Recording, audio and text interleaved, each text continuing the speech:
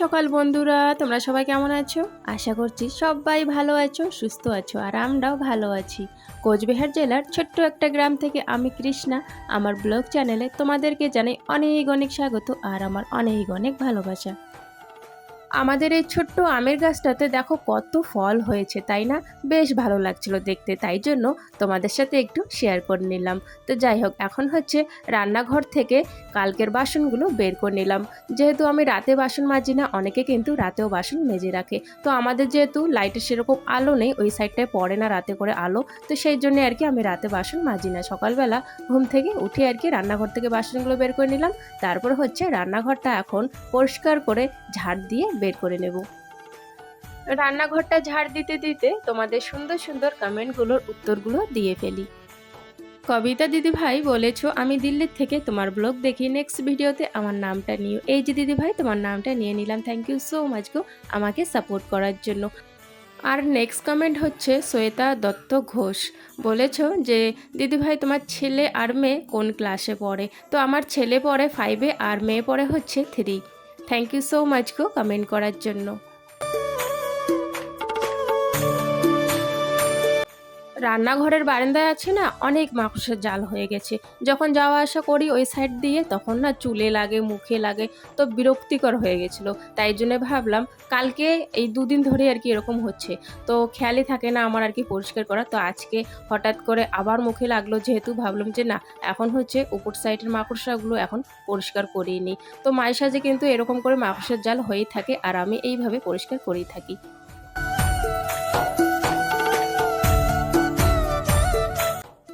আর বন্ধুরা, তোমরা কে কোথা থেকে আমার ব্লগটা দেখছো অবশ্যই কমেন্ট করে জানাবে, তাহলে আমার অনেক ভালো লাগবে। আমি জানতে পারবো আমার বন্ধুরা কত দূর দূরান্তর থেকে আমার ব্লগ দেখে।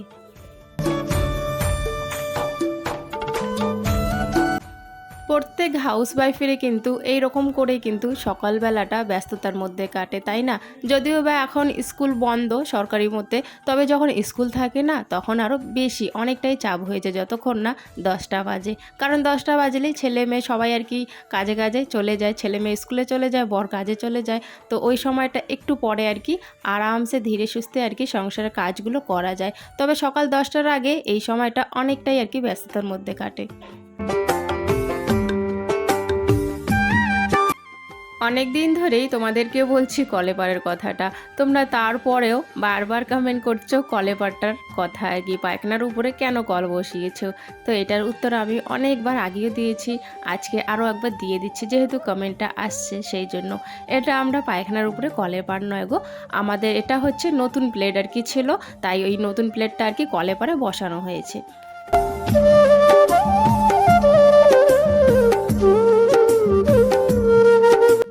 বাসনগুলো মাজার পর ব্রাশটা করে নিয়েছি। ব্রাশ করে এখন প্রীতমের বাবা বলছে যে কয়েকটা সকালবেলা রুটি করো, রুটি খাবো কয়েকটা, তারপরে একটু দেরিতে ভাত বসালো হবে আর কি। সকালবেলাটা যেহেতু খিদে পেয়ে যায় সবার, সেই জন্য ভাবছি আর কি চলো রুটি বানিয়ে নিই। আর চা খেয়ে না সেরকম আর কি হয়ও না, যেহেতু ছেলে মেয়ে ছোটো, ওদের কিন্তু খিদে পেয়েই যায়। তো যাই হোক, ওইদিকে আমি এখন দেখো আটাগুলো মেখে রুটি বানা শুরু করে দিয়েছি। আর হচ্ছে প্রীতমের বাবা কিন্তু, আমি তো ভেবেছিলাম সকালবেলা চা দিয়ে আর কি রুটিটা খাবো, চা দিয়ে আমার বেশ ভালো লাগে রুটি খেতে। তবে প্রীতমের বাবার আবার একদমই পছন্দ না চা দিয়ে রুটি খাওয়া, সেই জন্য ও আবার কি করেছে, আমাদের একটুখানি ঘরে খেসরির ডাল ছিল, তো ডাল আর আলু প্রেসারে সিটি দিয়ে নিয়েছে। তারপরে হচ্ছে দেখো কি সুন্দর করে যেমন বুটের ডাল হয় সেই রকম আর কি বুটের ডালের মতো আর কি একটু তরকারি করেছে। তো এটা দিয়ে আজকে সকালে আর কি সবাই মিলে খেয়ে নিয়েছি।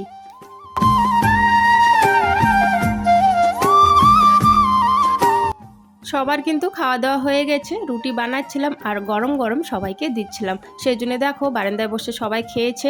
এখানেই কিন্তু এখনও থালা আর হচ্ছে বস্তা পড়ে আছে, তো এখানেই বসে পড়লাম আমিও একাই একাই এখন খেয়ে নেব, কারণ যেহেতু সবার খাওয়া হয়ে গেছে। আর রুটিটা করে না ঠান্ডা হলে না খেতে কীরকম যেন লাগে, আর ছেলেও চায় গরম গরম রুটি খেতে আর কি। তো সবাই যেহেতু গরম গরম রুটি খেতেই পছন্দ করে, তাই জন্য আমি ওইদিকে রুটি বানাচ্ছিলাম আর হচ্ছে একটা একটা করে সবাইকে দিচ্ছিলাম। তো সবাইয়ের খাওয়া তো শেষ হয়ে গেছে, এখন লাস্টে আর কি এখন আমি বসে পড়েছি।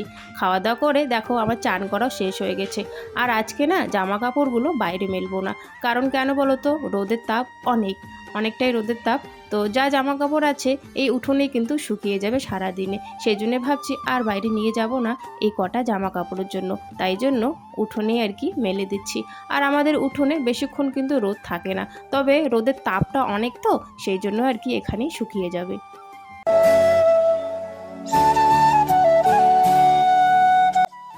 তো এখন হচ্ছে ঠাকুর ঘরে গিয়েছিলাম, একটু ঠাকুরটা দিয়ে তারপরে রান্নাঘরে চলে আসলাম। আর রান্নাঘরে আজকে সকালবেলা কিন্তু ওর বাবা কিছু বাজার করে নিয়ে এসেছিলো। কিছু বাজার বলতে এই যে কয়েকটা, আর হচ্ছে পটল, আর হচ্ছে তোমার ডাটা, তো এসব নিয়ে এসছে, আর 2-3টে আর কি টমেটো নিয়ে এসছে। তো রান্নাঘরে চলে এসছি আমি, পটলগুলো এখন ভাজা করছি আর মশলাটা কিন্তু ওইদিকে করে নিয়েছি। আর কালকেরই কয়েকটা মাছ ছিল, তো সেই মাছগুলো ভাজা করে রেখেছি। তো সেই মাছগুলো দিয়ে আর কি মাছের একটা তরকারি করব ঝোল ঝোল, আর হচ্ছে পটল ভাজা। তো এগুলো দিয়ে আর কি দুপুরে খাওয়া দাওয়াটা হবে। আমরা যেহেতু বাঙালি তাই কিন্তু রুটি খেয়ে আমাদের পেট ভরে না। সত্যি গো, তোমাদের কাদের আর কি রুটি খেয়ে পেট ভরে বলো তো? আমার তো সত্যি রুটি খেয়ে পেটই ভরে না। আর রুটিও তো খাই আমি শুধু দুটো, তো দুটো রুটি খেয়ে তো আমার পেট ভরেই না। মানে রুটি খেলেও ভাত আর কি লাগে। আর অনেকে যারা পেট ভরে রুটি খেতে পারে তাদের হয়তো ভাত না হলেও চলে, তবে অনেকেরই কিন্তু আছে আর কি, যেহেতু বাঙালিদের কিন্তু ভাতটাই হচ্ছে মেন আর কি। তো ভাতটা খেলে, অল্প একটু ভাত খেলেও কিন্তু পেটটা ভরা থাকে। আর অনেকের যাদের আর কি রুটি খাওয়া অভ্যাস, তো তারা তো মানে রুটি খেয়েও থাকতে পারে। তো যাই হোক বন্ধুরা, আজকে আর খাওয়া দাওয়াটা তোমাদের সাথে শেয়ার করলাম না। খাওয়া দাওয়া আমাদের হয়ে গেছে, আর এখন হচ্ছে জামা কাপড়গুলো আমার কিন্তু শুকিয়ে গেছে। বেশ অনেকটাই হাওয়া ছিল আর গরমের তাপ ছিল, সেই জন্য শুকিয়ে গেছে উঠানে। আর এখন জামা কাপড়গুলো তুলে আমাদের ঘরে রেখে দেব। তারপর হচ্ছে উঠোনটাতে দেখো কত পাতা পড়ে আছে, তাই এখন উঠোনটা ঝাড় দিয়ে দেব।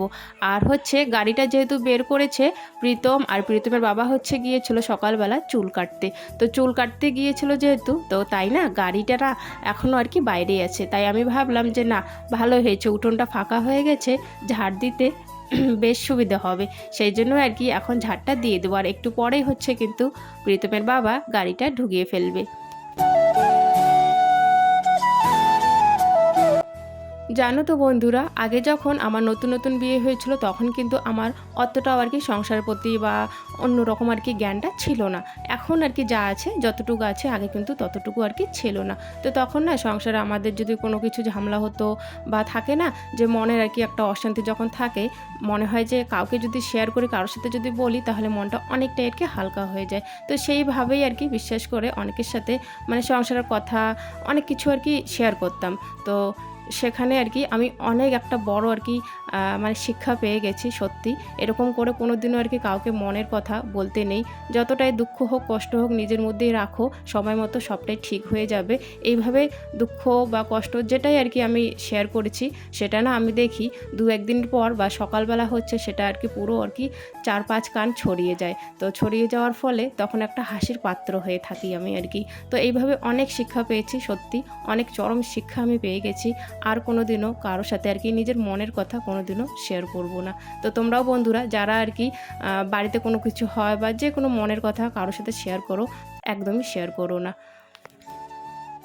যখন তুমি কারোর সাথে নিজের মনের কথা শেয়ার করবে না, তখন তোমাকে খুব ভালো ব্যবহার দেখাবে। তারপরে 2-1 দিন যেতে না যেতেই তুমি ওদের কাছেই হাসির পাত্রী হয়ে দাঁড়াবে। তখন তুমি কোনো কিছু ওদেরকে বলতে পারবে না, তখন আরও উল্টা ওরা বলবে কেন তুই না এরকম করে বলেছিস, তুই না ওরকম করে বলেছিস। সেই জন্য আর কি কাউকে বিশ্বাস করে কোনো দিনও মনের কথা বলো না বন্ধুরা। সত্যি এখন আমি বুঝি যে মানে কেন ওই সময়টা আমি কেন বললাম। মানে কোনো কিছু খারাপ লাগলেই না যখন গল্প করতো সবার সাথে আর কি বলে দিতাম, পরে ওরাই আবার আমাকে মানে খুব ভালো মন্দ আর কি শুনিয়ে দেয়। তো সত্যি আমি এখন ভাবি যে কেন যে ওদের সাথে আমি কথাগুলো শেয়ার করেছি, এখন পস্তাই। তো মানুষ ভুল করে আর কি শিক্ষা পায়, আমিও অনেক বড় একটা শিক্ষা পেয়ে গেছি। এখন থেকে আর কোনো দিনও এরকমটা হবে না। আর বন্ধুরা তোমাদেরকে একটু আগে যে মাটির সেটা দেখালাম না, ওটা হচ্ছে প্রীতম আর প্রীতি উনুন বানিয়েছে। আমাদের আর কি উনুন বানানো দেখে ওরাও আর কি উনুন বানিয়েছিল দুপুরবেলা। তো সেটাই তোমাদের সাথে একটু শেয়ার করলাম। আর তারপরে হচ্ছে আমাদের চালে যে আমি আমগুলো শুকাতে দিয়েছিলাম সেইগুলোকে আমি নামিয়ে নিলাম। যেহেতু এখন খুব গরম পড়ছে, কোন সময় বৃষ্টি হবে তার কোনো ঠিক নেই, সেই জন্য নামিয়ে নিলাম। আর তারপরে একটু বাইরে চলে গিয়েছিলাম, বাইরে গিয়ে একটু বসেছিলাম। আশেপাশে অনেক কয়েকজন ছিল, ওদের সাথে গল্প করছিলাম। আর বিকেল যেহেতু হয়ে গেছে, ওরা আর কি ছাগল আর কি নিয়ে যাচ্ছিলো, যাদের ছাগল আছে তারা ছাগল বাড়িতে নিয়ে যাচ্ছিলো। আর আমি রাস্তায় ওখানে বসে বসে ওদের সাথে গল্প করছিলাম।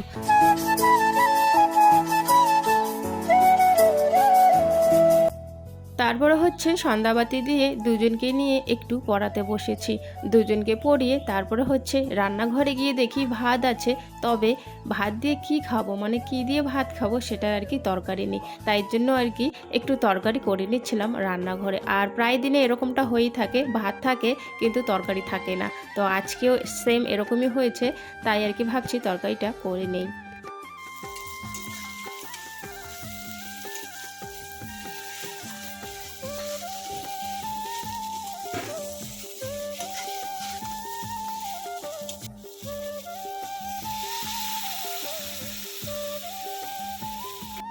একটুখানি আর কি ঝোল ঝোল করে নেব, জানি না কীরকম স্বাদ হবে। তবে জানো তো মশলা আমি বাটিনি, মশলার গুঁড়ো ছিল, তো সেগুলো দিয়ে কিন্তু রাতের রান্নাটা করে ফেলছি। রান্নাঘরে এসে দেখি সেরকম কোনো ভাতের সাথে তরকারি খাওয়ার নেই, তবে ভাত আছে। তো সেই জন্য ভাবলাম একটু তরকারি করে নিই। তো তরকারি বলতে দুটো আর কি দুটো আর কি পটল দিয়েছি, একটা আলু দিয়েছি, আর হচ্ছে টমেটো ছিল তো টমেটো দিয়েছি, আর একটা ডাঁটা দিয়েছি। তো এগুলো দিয়ে একটা তরকারি করে নিচ্ছি এখন। এগুলো দিয়ে রাতে আর কি খাওয়া দাওয়া হবে। আর আজকে আমার শরীরটা একদমই খারাপ, সত্যি খুব সর্দি, আর মানে একটু কাশি কাশিও হচ্ছে, আর সর্দি খুব মারাত্মক সর্দি লেগে গেছে। তো যাই হোক বন্ধুরা, আজকের ব্লগটা এখানে শেষ করছি। দেখা হচ্ছে আগামীকাল নতুন একটা ব্লগের সাথে। সবাই ভালো থেকো, সুস্থ থাকো, আর প্লিজ আমাদেরকে একটু সবাই সাপোর্ট করো। তোমাদের সাপোর্টের ভালোবাসার আমাদের খুব দরকার। তো দেখা হচ্ছে আগামীকাল নতুন একটা ব্লগের সাথে। টাটা।